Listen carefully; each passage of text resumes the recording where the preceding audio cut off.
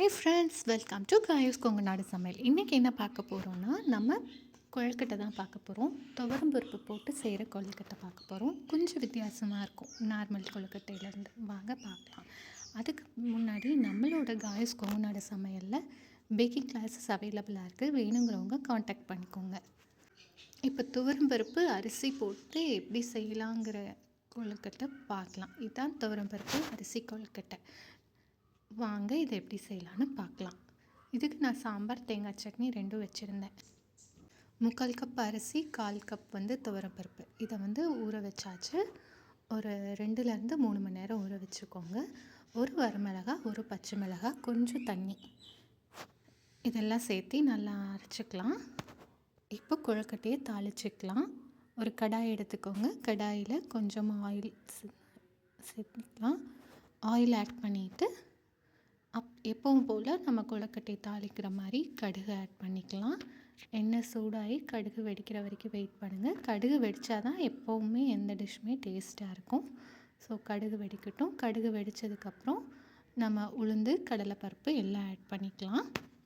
இப்போது கடுகு வெடித்தாச்சு. அதுக்கப்புறம் நான் உளுந்து ஆட் பண்ணுறேன். உளுந்து ஆட் பண்ணிவிட்டு கடலைப்பருப்பு ஆட் பண்ணுறேன். இப்போது இதெல்லாம் தாளித்ததுக்கப்புறமா நம்ம வெங்காயம் ஆட் பண்ணிக்கலாம். இப்போது வெங்காயம் ஆட் பண்ணிவிட்டு 2 பச்சை மிளகாய் எடுத்து சின்ன சின்னதாக கட் பண்ணி ஆட் பண்ணியிருக்கேன். இதுக்கப்புறம் மல்லி இலை, கருவேப்பிலை சேர்த்திக்கோங்க. நான் மல்லி இலை சேர்த்திருக்கேன். இப்போ பெருங்காயம் ஆட் பண்ணிக்கலாம். ஆனியன் கலவா சால்ட் ஆட் பண்ணிக்கோங்க. ஆனியன் கலவா சால்ட் ஆட் பண்ணிங்கன்னா ஆனியன் கடிக்கும்போது அந்த டேஸ்ட்டு நல்லாயிருக்கும். எப்போவுமே ஆனியன் ஆட் பண்ணிங்கன்னா அதுக்கு ஒரு பிஞ்சு சால்ட் ஆட் பண்ணுங்கள். அப்போ அந்த டிஷ் ரொம்ப நல்லாயிருக்கும். இப்போ நம்ம அரைச்ச அரிசி பருப்பை ஆட் பண்ணிக்கலாம். ஆட் பண்ணிவிட்டு மாவுக்கு தேவையான சால்ட்டையும் ஆட் பண்ணிக்கோங்க. நீங்கள் வேணும்னா இதில் வெஜிடபிள்ஸ் எல்லாம் ஆட் பண்ணிக்கலாம். கேரட் எல்லாம் ஆட் பண்ணிக்கலாம். நான் கேரட் ஆட் பண்ணலான்னு நினச்சேன், பட் நான் ஆட் பண்ணல. ஆட் பண்ணி பாருங்கள், இன்னுமே நல்லாயிருக்கும். உங்களுக்கு வேணும்னா ஆட் பண்ணிக்கோங்க, இல்லாட்டி ஸ்கிப் பண்ணிக்கோங்க.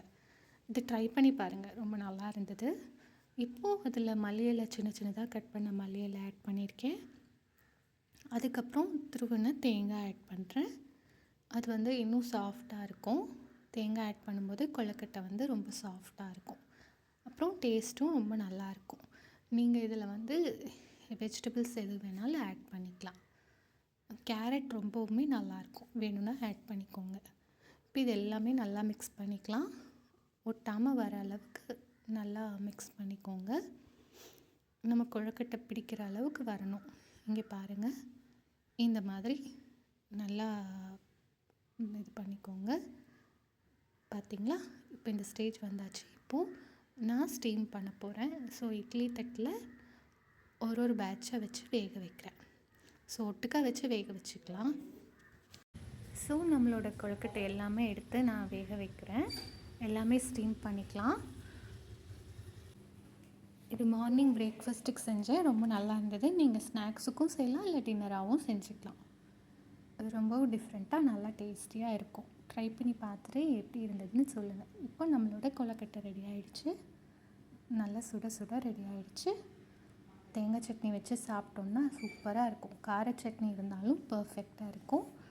நீங்கள் செஞ்சு பார்த்துட்டு எப்படி இருந்ததுன்னு எனக்கு கமெண்ட் பாக்ஸில் கமெண்ட் பண்ணுங்கள்.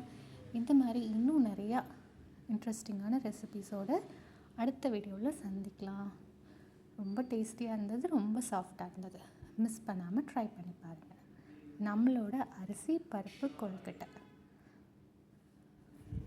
பாருங்கள் எவ்வளோ சாஃப்டாக இருக்குன்னு. ரொம்பவுமே சாஃப்டாக இருந்தது. நான் எந்த அரிசி போட்டு ஆட்டினேன்னா சாப்பாட்டு அரிசி தான் ஆட் பண்ணேன். சாப்பாட்டு அரிசி போடும்போது எப்போவுமே சாஃப்டாக இருக்கும். ஸோ நீங்களும் சாப்பாட்டு அரிசியில் பண்ணி பாருங்கள், ரொம்ப நல்லாயிருக்கும். இப்போது நம்மளோட கொழுக்கட்டை ரெடி ஆகிடுச்சு. அரிசி பருப்பு கொழுக்கட்டை. அரிசி பருப்பு சாதம் செய்வோம் இல்லைங்களா, அதே மாதிரி தான் அரிசி பருப்பு கொழுக்கட்டை.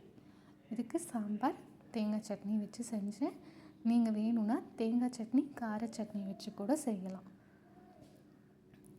நம்மளோட கொழுக்கட்டை சுட சுட ரெடி. இந்த வீடியோ உங்களுக்கு பிடிச்சிருந்தால் லைக் பண்ணுங்கள், ஷேர் பண்ணுங்கள், சப்ஸ்கிரைப் பண்ணுங்கள். தேங்க்யூ. தேங்க்ஸ் ஃபார் வாட்சிங்.